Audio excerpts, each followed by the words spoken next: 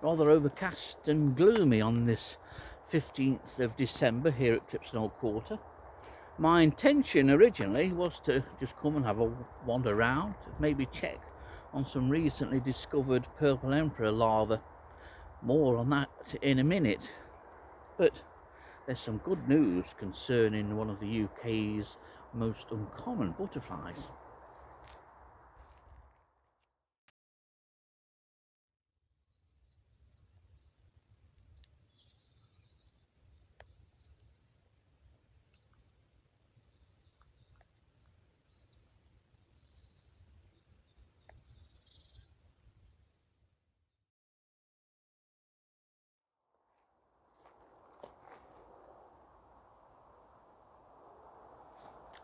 That uncommon butterfly is, of course, the purple emperor, a butterfly which is doing very well here in the middle of the UK in Sherwood Forest.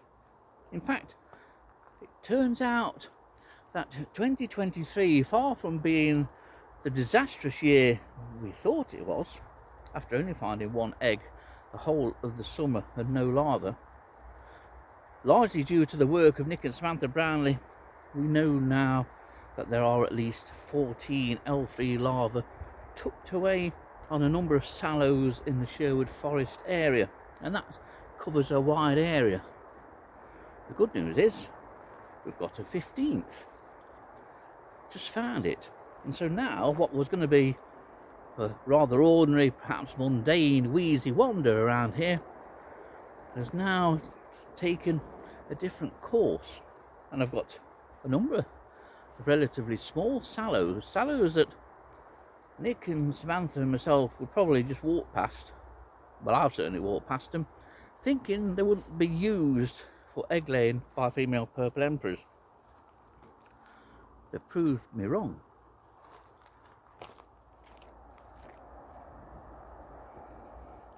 And here is that 15th purple emperor larva on a small sallow, tucked typically at the side of an unopened bud.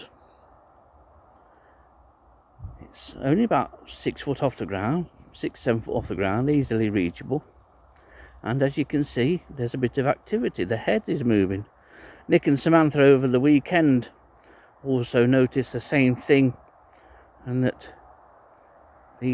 some of these L3s are still slightly active, and that's purely down to the mildness of the temperature.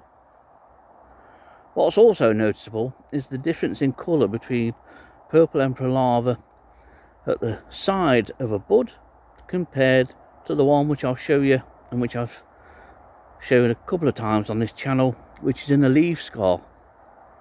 That's very grey and mottled compared to this. So for the next hour or so, I'm now going to be looking on a number of small sallows here. Sallows, say, which we walk past thinking that female purple emperors won't lay or be attracted to these sallows. Let's hope that this isn't just an isolated find. But most of the tree, unfortunately, is out of reach, so would require binoculars to check the uppermost buds. But we have another purple emperor, 3rd instar larva, passing the winter here in this part of Sherwood Forest.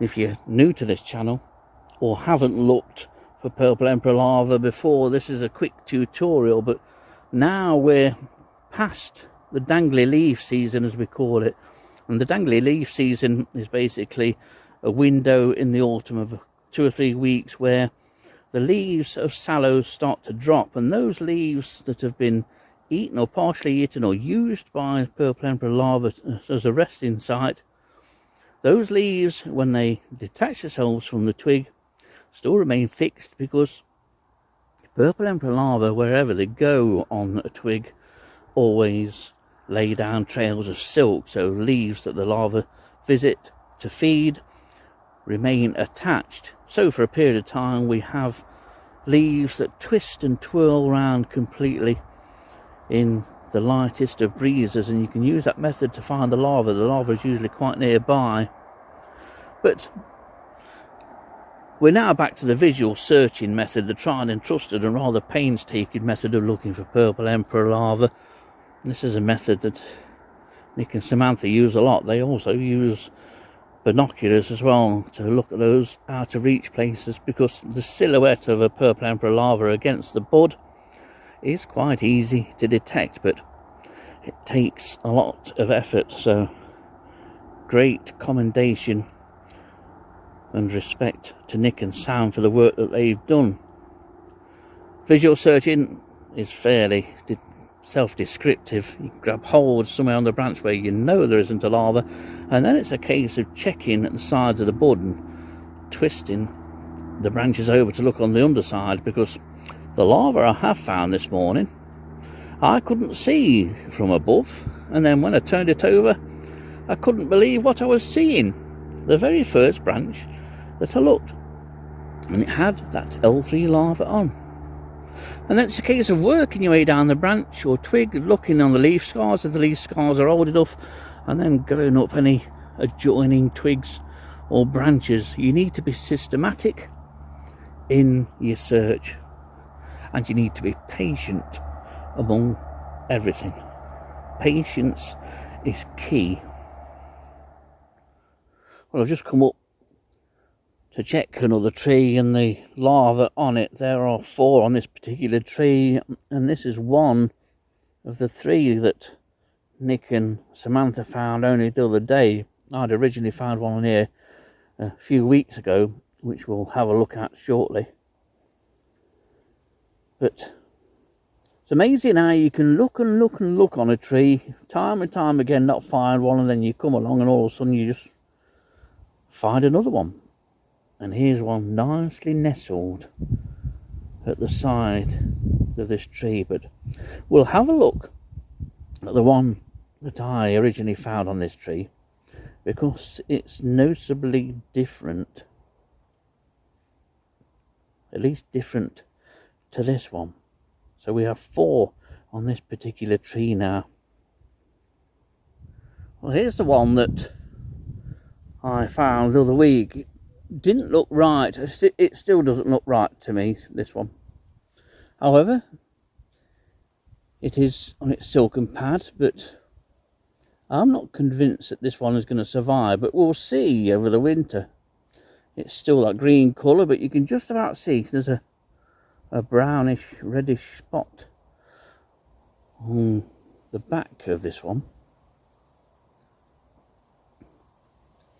But it's in a better resting position now than it was when I originally found it. But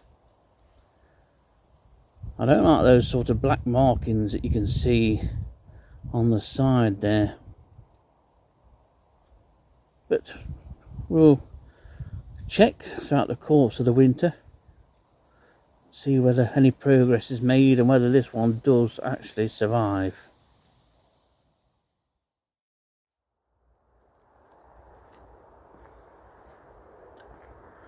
Well, I'm just on my way back down to the car. That's why it's quite noisy again, because I'm close to the road. And every time I go past this particular goat sallow, I always have a look for purple emperor larvae. It's never been used as far as we know.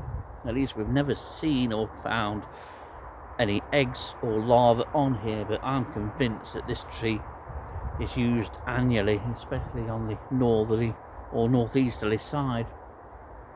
That's one feature I think about purple emperors here in Sherwood Forest.